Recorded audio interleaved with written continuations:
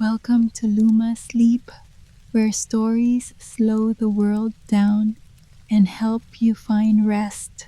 I'm Luma, your guide tonight. Thanks for being here.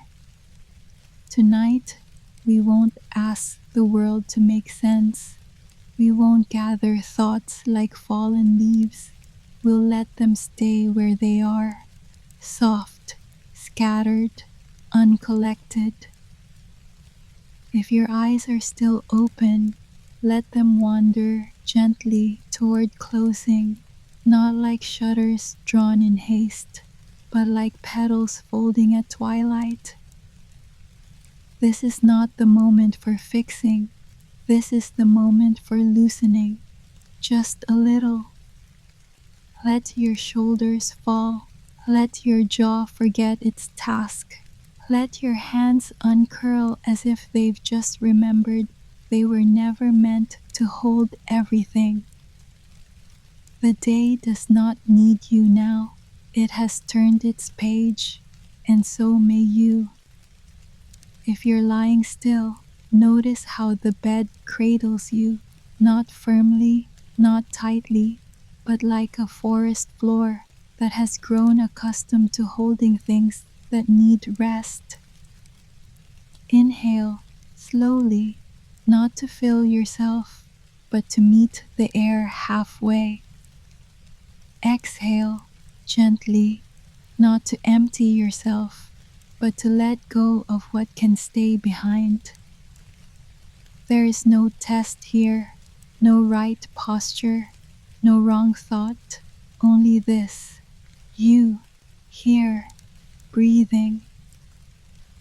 And perhaps, beneath the quiet hum of your own breath, something more subtle begins to rise, like the murmur of distant leaves turning to one another.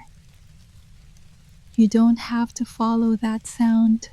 Just know that it's waiting. Somewhere beyond the edge of wakefulness, a path is uncoiling. It doesn't ask for your feet, only your softness.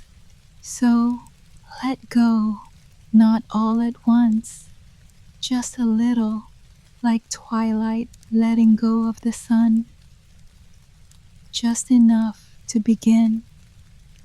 Now that your body has begun to quiet, let's ease the world around you too, not by changing it, just by letting it become softer. Imagine the air tonight is different, not colder, not warmer, just gentler, as if it's been listening to you all day and now it wants to rest with you. No more questions, no more expectation. The kind of air that gathers on forest edges just after sunset, not quite dusk, not quite night, where color fades slowly into the kind of blue that doesn't need a name. Let that same hush slip into your room now, not suddenly, but like fog curling around old stones. There might be a sound, but it won't come quickly. It won't demand anything. Perhaps it's the wind dragging its fingers along the roofline, as if remembering the stories that used to be whispered there. Or maybe it's the sound of something smaller, a leaf letting go of its branch far beyond your window, its fall heard only by the moss beneath it. Or maybe it's silence itself, not emptiness, but presence, the kind that wraps around you like a shawl worn by memory. There is a light too, but not from any lamp. It's the light that belongs only to rooms where someone is finally safe. It slips across the floorboards in long, slow strokes, touches your ankles, your knuckles, your breath. Not to wake you, just to stay nearby, This room asks nothing of you, not posture, not poise, not plans, just that you be here and let softness arrive. So widen your listening, not to hear more, but to hear less, the important kind of less. Let the stillness fill in the corners. Let the hush press gently against your ears, like soft hands cupping your face. There is no one calling for you now, no one looking to be answered. Only this, the rhythm of your own breath, the shape of your stillness, and the forest beginning to wake. It doesn't call you, not yet. It just leans a little closer, curious. And you, still and quiet, are almost ready to hear it.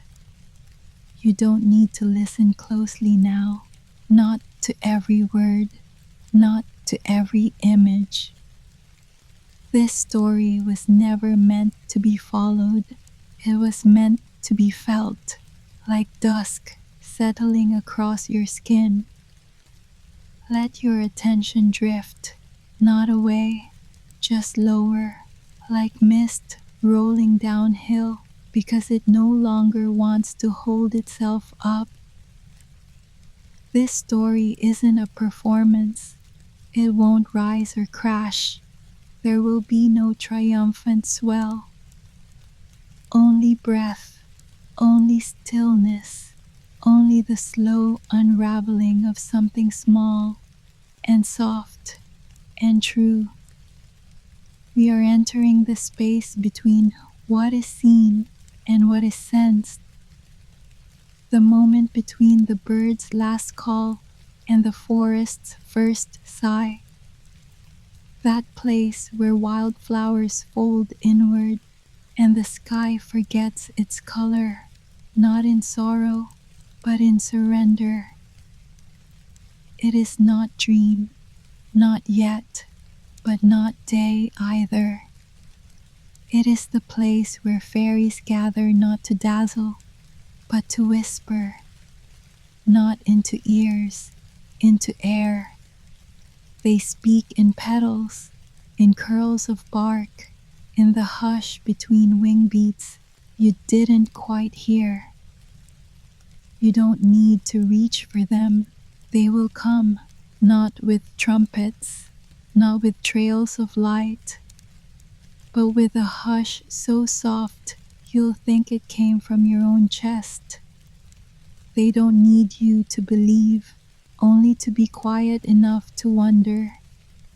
And tonight, you are, so lie back, not like someone seeking sleep, but like someone who is finally being invited to rest. Let your breath slip into the rhythm of moss under moonlight. Let your limbs forget the work of standing tall. There is no more preparing, no more doing. You are in it now, held by dusk, not yet dreaming, but close enough for the forest to notice. Let the story begin in its own time. It knows the way to you. There is a place inside each of us that once knew how to listen, not with ears, not with logic, but with that quiet part of the chest that lifts when a story begins.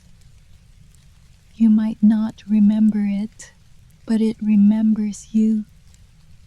It stirred when you stood beneath branches that shouldn't have moved, but did. It blinked open when light slanted just right across the floor and made you still for no reason you could name. You may have learned since then to doubt such things, to measure, to prove, to tidy magic into metaphor. And yet, there are moments when the air itself changes shape and you know with a knowing deeper than logic that something is near, something not loud, not even visible, just present.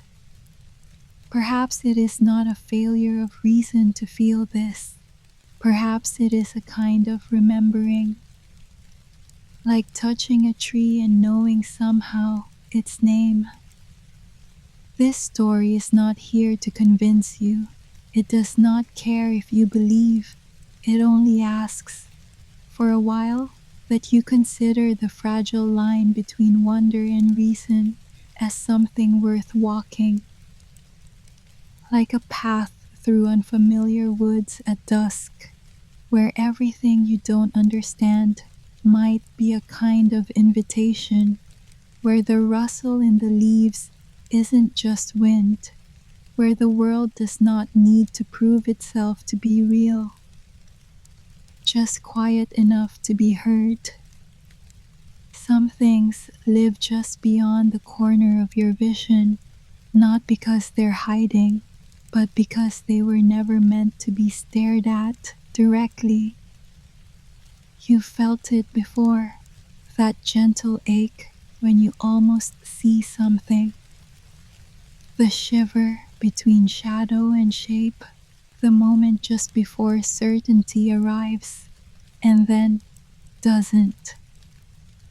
A flicker in the underbrush that feels too purposeful to be wind. A glint of something small that disappears the moment you look straight at it. Maybe you smiled, even without reason.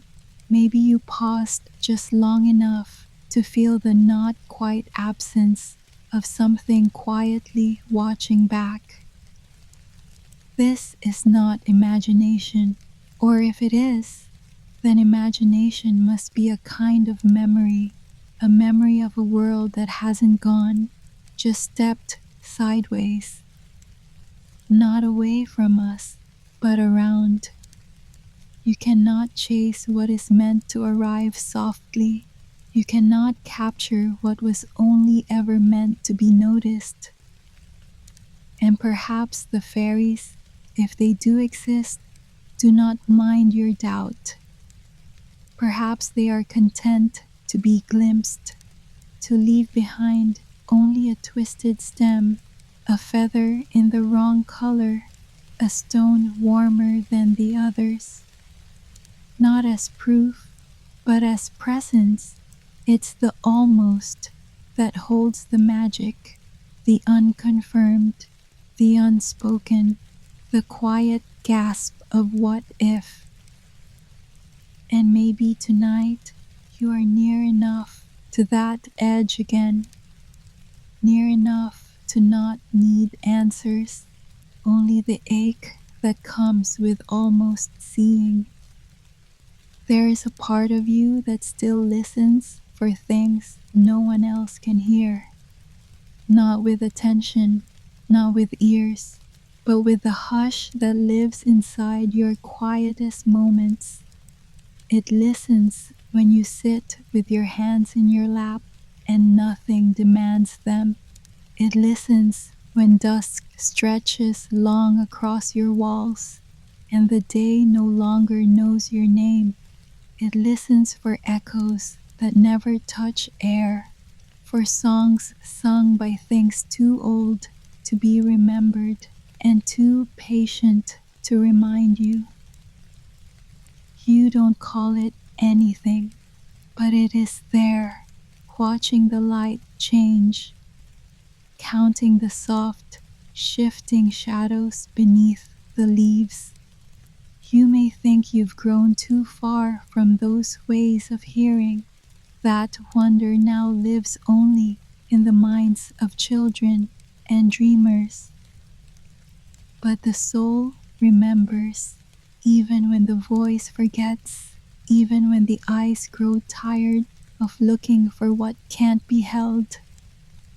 Somewhere beneath your ribs, a door remains ajar, just enough for whispers to pass through. They don't ask to be answered. They don't ask to be known, only to be heard. And perhaps tonight they will come closer, not because you chased them, but because you stopped running from your own stillness. Because the world has finally grown quiet enough for something older and softer to speak. And you, unmoving, unafraid, are ready to listen. Her name was Lys, a name that rarely echoed in large rooms, a name spoken most often by the wind brushing through herbs she grew in mismatched pots. She walked the edge of the forest as if it were a sleeping thing, not to wake, but to witness, never crossing the line where grass gave way to undergrowth, but always near enough for the trees to know her shape. Each evening, just before the light turned, when gold slipped into lavender, she would walk, not quickly, not with purpose, just with presence. One hand often trailing behind her, fingers brushing the tops of weeds like she was reading their thoughts. She never brought a basket. She rarely picked a thing. Some might have thought her aimless, but the forest knew different. She watched the way light caught on bark scarred by old storms. She noticed which mushrooms had grown in the night. She paused often, not to think, but to feel. Once, she found a feather with colors no bird in her village wore. Another time, a stone so smooth it felt like memory. She never spoke of these, not out loud, only tucked them into a small tin she kept beneath her bed, a quiet shrine to things unexplainable. The other villagers called her kind, some called her odd, but no one called her into the forest. They warned of stories, of disappearances, of strange sounds when the sun was gone. And Lys listened carefully, but never with fear, because part of her had always felt that the forest was listening too. And on the edge of that listening, where most would turn back, she lingered, as if she were waiting for something that knew her before she ever knew its name. Lys did not carry much, no satchel slung across her back, no bundle tied in cloth. She walked lightly, as if she trusted the ground to know her weight. But in her pocket, always, without fail, was a small silver pendant, round, unpolished, etched faintly with a symbol she never learned to name. It had belonged to her grandmother, passed not with ceremony, but with a whisper. You won't remember why it matters, but your hands will. And so she kept it, pressed between the folds of an old handkerchief, its edges warmed over time by the curve of her thumb. She never wore it, not around her neck, not where others could ask. It was not for display, it was for grounding. Sometimes, when dusk thickened and the birds fell quiet, she would pause her walking and press the pendant flat against her palm. Not like a question, more like a key, as if the world might turn just slightly if she held it still enough. She didn't believe in magic, not the kind that changed pumpkins into carriages or summoned gowns from dust. but she believed in memory and in silence and in the way some things return to you only when your hands are empty. She believed the forest knew her name, not the one she answered to, but the one no one had spoken aloud since her grandmother's voice went still. And so she carried the pendant, and a quiet ache, and a softness in her gait that told the trees, I am not here to take, only to be near. No one noticed what she carried. That was the point. Some things are not meant to be seen. Some things are only meant to be held. Liz had a way of never fully arriving. She moved through the village like a guest in someone else's memory, present but not anchored. She wasn't shunned. She wasn't celebrated. She was simply not expected. And so she built her life in the quiet between expectations. Each morning she lit a candle, not for prayer, not for hope, but for rhythm. A small flame on a wide windowsill, surrounded by stones she'd found on her evening walks. Some were speckled, some smooth, none remarkable, unless you held them for a while. She swept her floor at dawn, always dawn, even when no one would visit, even when dust had hardly returned. Not for cleanliness, but to remind the space, I am here, I am moving, I have not disappeared. She spoke aloud only to the kettle and the sparrows. To people, she answered softly and briefly, not out of secrecy, but because her words had learned not to rush. When night fell, she turned every bowl face down. She didn't remember why, only that her grandmother had done it. And once, just once, she'd forgotten. That was the night the wind had come through the chimney and whispered something she could not repeat. So now she made her rituals, not superstitions, not rules, just small agreements with the unseen, a way to move through a world that rarely named her, but often watched. And as she folded linens, or boiled roots, or stood at the edge of the trees with her pendant tucked warm in her palm, she did not wait for belonging. She did not ask to be chosen. She only offered herself, quietly, entirely, like a question the forest already knew how to answer. It happened on an evening that looked like all the others. The sky had turned that soft indigo, the kind that barely holds onto the sun but hasn't yet given itself to night. The forest stood still, not lifeless, just listening. Liz had made her tea earlier than usual, chamomile and wild mint.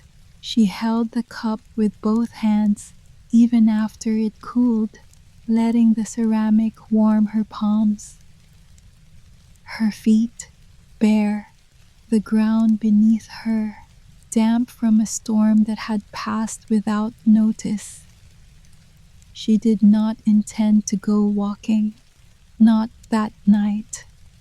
But the air shifted, not its temperature, its texture, as if something long asleep had stirred beneath the roots.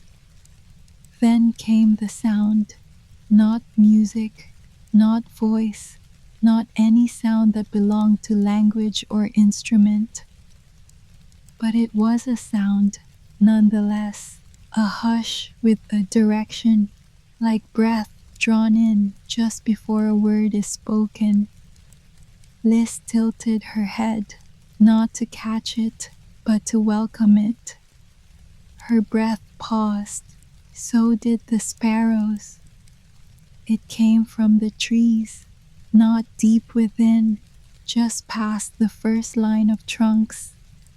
It was a pull, not of footsteps, but of feeling, as if something had looked her way and chosen not to call her, but to wait. She rose slowly, left the teacup on the stoop, did not put on shoes, and with the silence blooming wider inside her chest, she stepped toward the sound without fear, without name, without knowing she had already crossed into the story that had been waiting so patiently to begin. The path was not a path, just a softness in the earth where the moss grew thicker, as if it had known feet long ago. Liz walked without guiding herself. Her body moved like it remembered something her mind did not. There were no lanterns, no markings, only signs, small ones. A single white petal lying atop a fallen branch where no flowers had bloomed that spring. A feather, silver and threaded with gold, tucked into the crook of a tree that didn't usually bend. The air carried no scent, but each breath felt known, as if she was being remembered with every inhale. She saw a tree she didn't recognize, not unusual in itself, except she'd walked this edge for years. This one was tall, twisting slightly like it had grown toward a sound rather than the sun.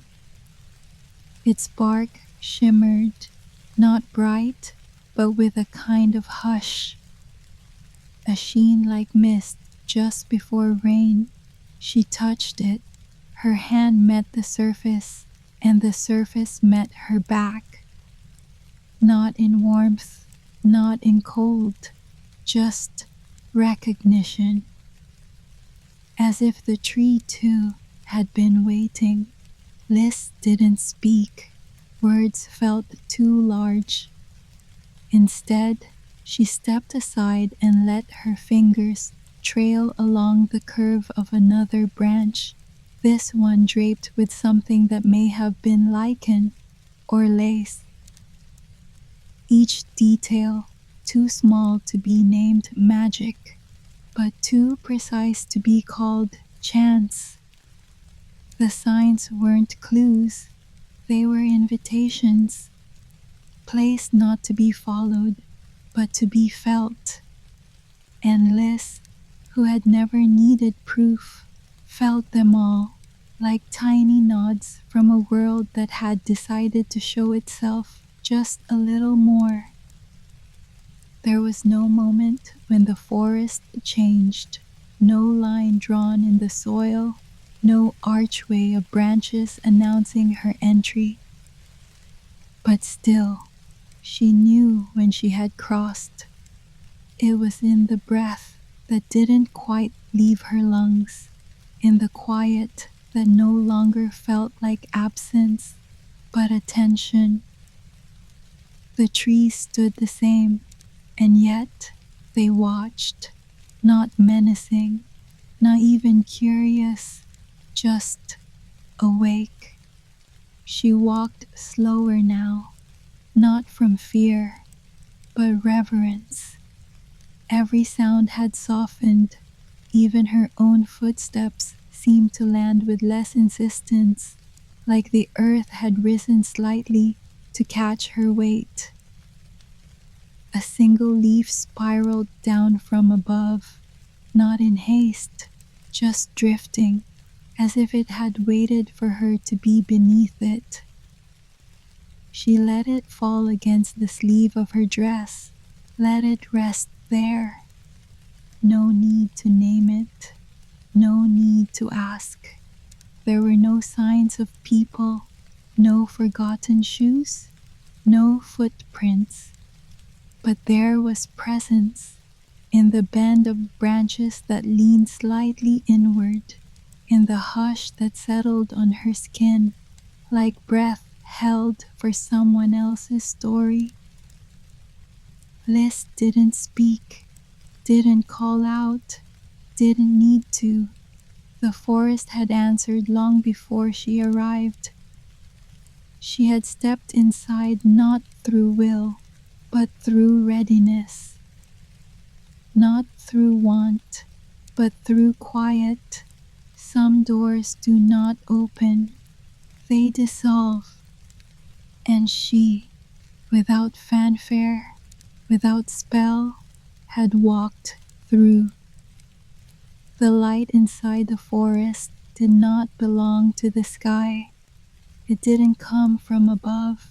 It didn't filter through leaves and golden beams, the way sunlight knows how to do. It came from everywhere and nowhere, like the soft glow inside a seashell pressed to your ear. Not light, exactly, not sound, just presence. It shifted without warning, one moment cool, like early morning fog, the next warm as breath on the curve of your neck. It wasn't steady, it pulsed, not rhythmically, but naturally, as if the forest was breathing. Shadows didn't fall, they hovered. Nothing was hidden, and nothing was fully revealed. Even the trees, old and silent, seemed lit from within. Their bark shimmered faintly at odd intervals, like memory surfacing. This paused beside one with a hollow that looked not carved but offered. Inside it, a flicker, too small to be flame, too constant to be dust. She did not reach in, she simply bowed her head, and the flicker dimmed, as if it understood the language of her silence. Farther in, the moss glowed slightly underfoot, not enough to light her way, just enough to say, "You are not walking alone." And above, no sky, only layers of shifting green and shadow, folded like fabric stitched by a patient hand.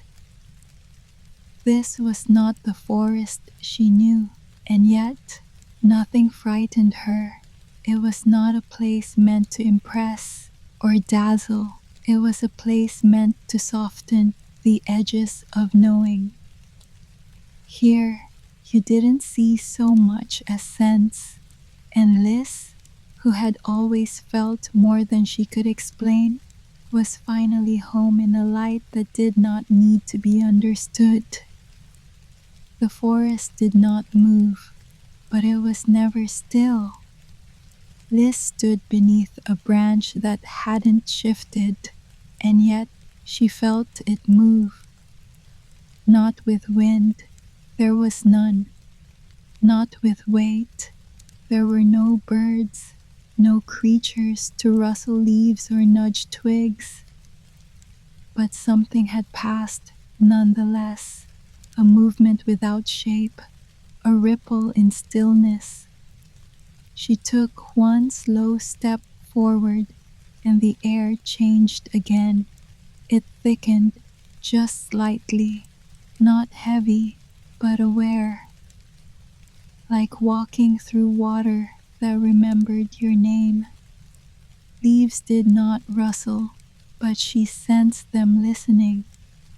Even the roots beneath her felt arranged, not by chance, but by care. She knelt beside one, brushed her fingers over the gnarled bark.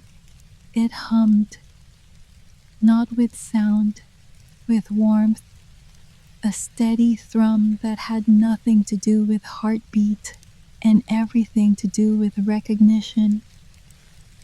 A moss-covered stone beside her glinted briefly, then dulled, as if blinking.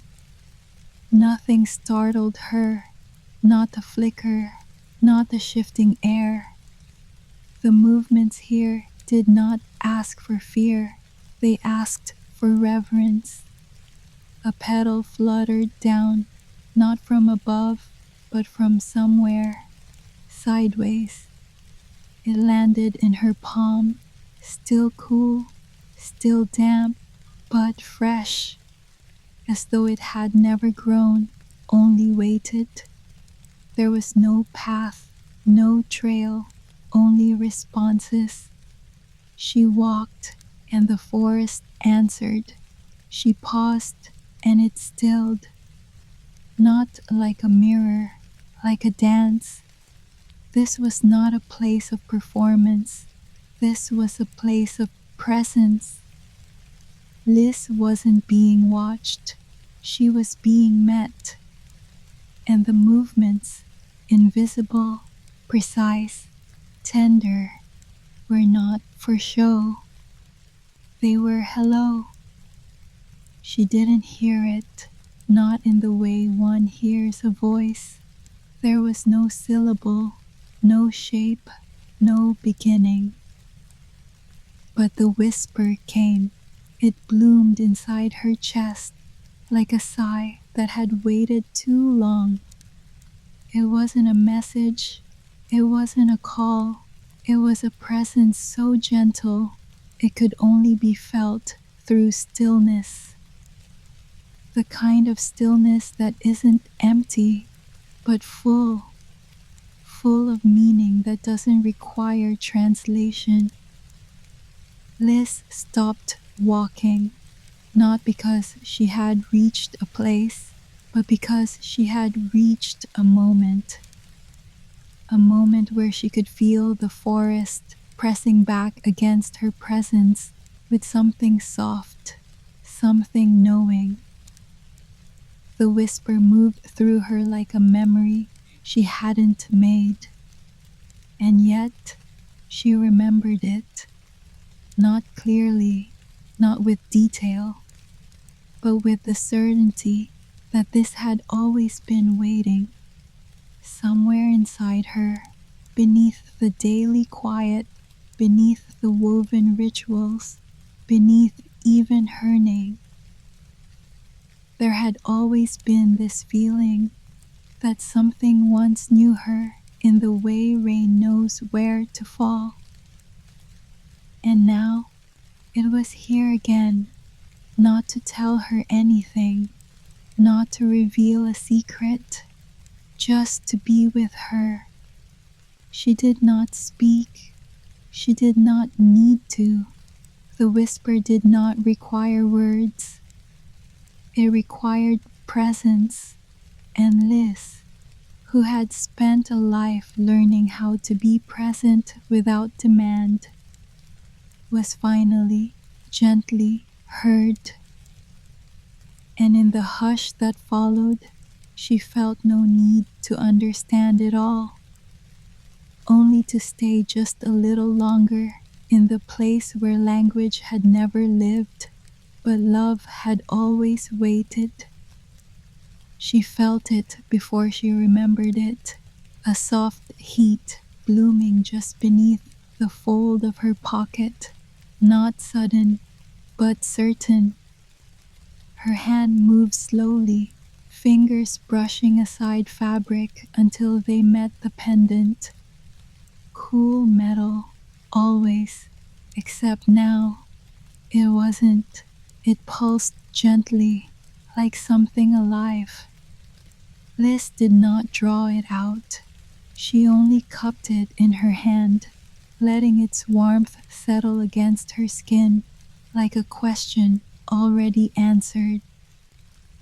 She stood still, The air around her had deepened, as if the trees had drawn in closer without moving. And the locket, quiet all these years, carried with memory but no meaning, had begun to glow. Not with light, but with recognition. Her thumb circled the edge, the way it always had, but this time the metal responded. Single flicker of warmth at the center, a breath, a yes. She did not open it. She had never dared. Some objects are not meant to reveal. They are meant to remind. The etching on its surface seemed clearer now, still unreadable, still strange, but steady, as if the forest itself could read what she could not. She pressed it to the hollow just beneath her collarbone, not to soothe, to connect, and the warmth deepened, not heat, but belonging. The pendant was no longer silent, and neither was she, not in voice, but in something older, something deeper. The locket had not awakened. It had simply waited for the moment when she would remember without needing to know why. And now, in this place where fairies whispered at dusk and light bent to presence, Liz remembered. Not a story, not a name, but a feeling older than memory. And it lived in the metal she carried, and in the stillness she had become. The tree stood wide and waiting, its bark veined with age, its roots curled like knuckles in rest, not resistance. Liz approached slowly, one hand out, not in seeking, but in greeting.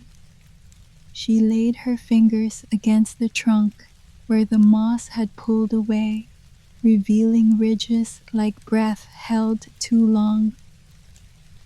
The bark was warm, not sun-warmed, life-warmed. She didn't flinch, didn't startle. Her hand remained still, her eyes soft. Then a shift, not in the tree, in her, like a mirror being uncovered, like a curtain pulled not outward, but inward. For a moment, the bark rippled beneath her touch, and in that ripple, something took shape. A face, not formed by bark, but by memory, not exact, not literal, but her grandmother's brow, the softness of her jaw, the half-smile she wore only in sleep. Liz did not speak, she did not weep, she simply stood, hand to bark, while the image hovered and dissolved, as if made from the breath between generations. This was not a haunting, not a vision, not a spell. This was a recognition.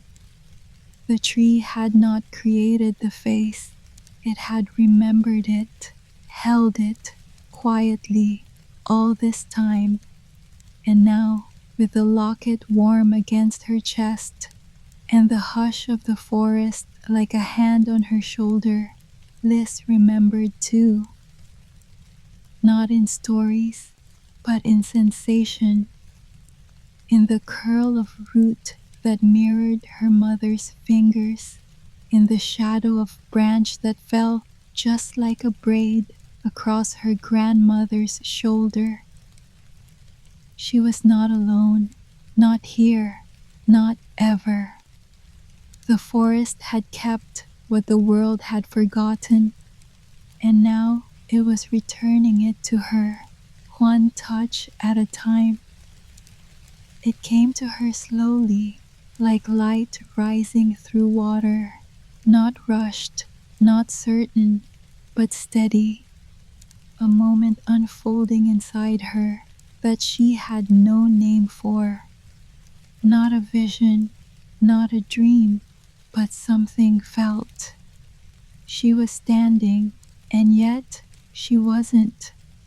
She was younger, or older, or not herself at all.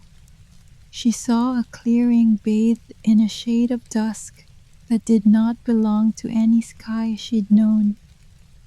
In it, a woman wearing a shawl the color of wood smoke spun loosely around her shoulders, hair bound with twine, feet bare.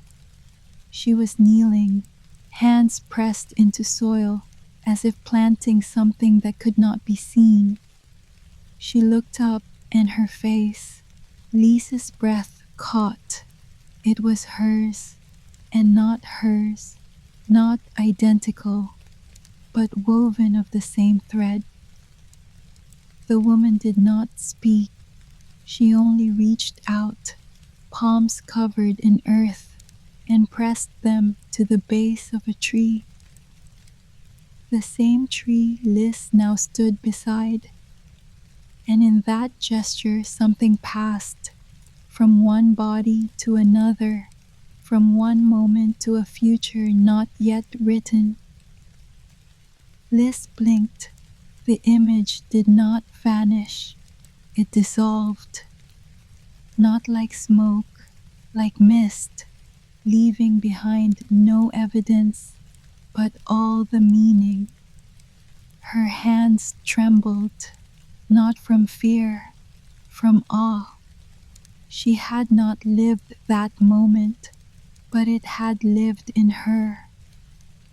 Passed down not by story, but by silence, by hands stirring the same herbs, lighting the same fires, pressing the same locket to the same pulse.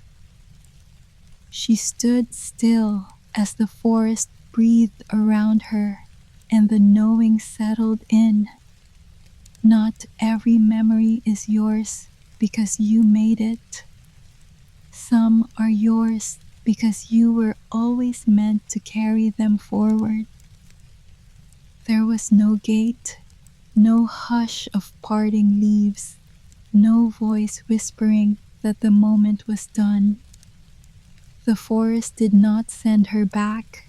It simply began to release her. The air lightened, not with wind, but with absence, as if something that had leaned in was now leaning away. Liz felt it in her breath first, a loosening, a widening. Her hand dropped from the bark, not in resistance, in readiness. She turned. The moss was still soft beneath her feet. The trees still watched, but the glow had faded. Not gone, just withdrawn, like eyes closing after having been open too long. There was no sorrow, no farewell, only the quiet truth that she had been seen, and that was enough. She walked back slowly, not retracing steps. There was no path, only instinct. The locket against her skin had cooled, but it felt no less alive. The forest around her no longer pulsed, it exhaled. And she, who had asked nothing and been given everything, did not look back. Because this place had never asked for attachment, only attention, and she had given it fully. The veil had closed, not sharply, but gently, like dusk becoming night. And Liz, unchanged on the surface, undone at the root, walked back toward a world that would not know where she had been and would never need to. The path home wasn't longer, it only felt that way because her breath had changed. The trees near the edge were just as she remembered, stoic, plain, unlit. The village roofs peeked through the dusk like folded hands, unmoved, unaware. Nothing had shifted, and yet everything had. Liz stepped onto the grass behind her cottage, and the blades did not bow. The sparrows were quiet, but not watching, not like the ones beneath the boughs. She placed her feet carefully on the stone threshold, not out of ceremony, just out of respect for what she was bringing back. Inside, the cup still sat where she'd left it. The candle wick lay in a curl of ash. The hearth held only shadow. She lit no light. She didn't need one. Her eyes moved slowly over the familiar. The cracked tiles, the uneven shelf, the bowl with a chip no one noticed but her. All the same, all unchanged. But she moved differently. She placed the kettle on the stove, not with the habit, but with tenderness. She turned the chair slightly toward the window, just enough to let the night gather in her lap. She did not need to speak. She did not need to explain. The world around her remained what it had always been, but the space inside her had widened, and in that space, everything she touched now carried a softer echo. The next morning, she swept the floor as she always did. Slow arcs, soft bristles, dust gathered in the corners like it hadn't heard what she now carried. She fed the sparrows, lit the candle, folded the linens in even squares. But nothing was quite the same, not in action, in attention. Her fingers lingered longer on the rim of the teacup. Her gaze paused at the garden gate with a question it didn't need answered. And though her neighbors passed, offering nods, offering words, she answered with quiet warmth. She did not mention the moss that had glowed, the face in the tree, the warmth of the pendant now resting, quiet and still, in her pocket again. There was no need. The truth of that night was not meant for retelling. It was meant for remembering. And she remembered, in the way her shoulders no longer tensed before silence arrived, in the way she listened to rooms as if they, too, had things to say. She remembered in her stillness, in her walk, in the way she touched the earth like it had chosen her. She did not tell the story because she did not need to own it. She had been part of it, and that was enough. And perhaps, though no one asked, though no one saw, something else noticed.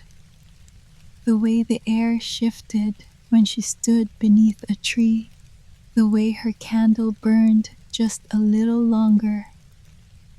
The forest did not follow her home. It had no need to. It had given what it came to give.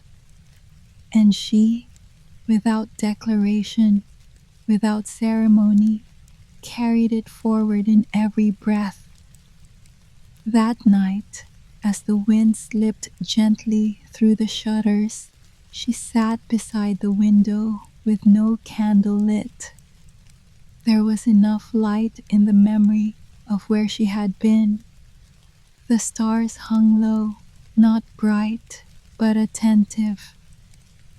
And the forest, though distant, did not feel far. She could not see it from her window, but she felt its presence in the stillness, like a breath that had never quite left her body. It didn't call to her. It didn't need to. The invitation had already been given, and she had already accepted. Now there was only the quiet presence of something unseen still watching, not to beckon, but to remain. She placed the locket on her table, its surface no longer warm, but no less alive. She poured a small glass of water, not from thirst, but for ritual, a gesture of being present. Outside, an owl shifted its weight somewhere beyond the garden, and Liz closed her eyes, not to sleep, not yet, but to listen without seeking. Because the forest had not gone, it had simply changed its form, and now it lived in the silence she had always trusted. She woke before dawn, not to an alarm, not to sound, to quiet, but not the empty kind. The kind that waits, that listens back. She moved through the house like breath through fabric, soft, sure, without needing to leave a trace. The kettle hissed low, the floor creaked only once. She did not rush, she did not speak. Outside, the garden still slept, dew resting on each petal, the soil dark with knowing. She stood at the doorway, hands wrapped around her cup. Let the early chill gather around her. Let the stillness name her again. There was no need to revisit the forest. She carried it now, in the space behind her ribs, in the pause before each step. Every room in her cottage had learned to echo differently, not louder, just deeper. She heard the firewood sigh as the flame took hold. She heard the sparrows stir before they flew. Even the silence, when it came, felt like a companion sitting just beside her elbow, not asking anything, just staying. And so she learned to stay too, to linger in moments she once passed by, to feel the hush between two thoughts, to breathe as if she was not alone, because she wasn't, not now. The forest had taught her how to listen, not to stories, but to presence.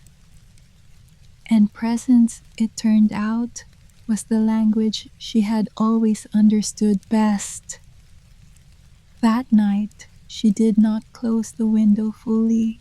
She left it slightly ajar, just enough for the air to wander in if it wished. The candle had burned low, its flame dancing gently, not because of wind, but memory.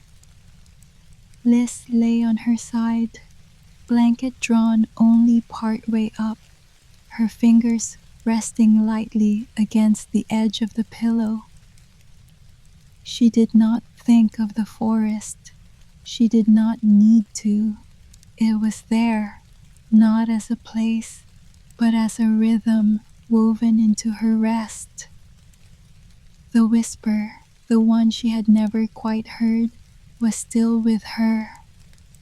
Not louder, not clearer, just closer, like a name spoken without sound. She did not pray, she did not promise, she simply breathed. Soft, steady, held. Outside, the trees stood silent in their knowing. The stars blinked once, then stilled, and in the hush between moments, just as her breath slowed into sleep, the whisper folded itself into the room, curled beside her ear, and stayed. Not as words, but as presence, and the whisper stayed with her,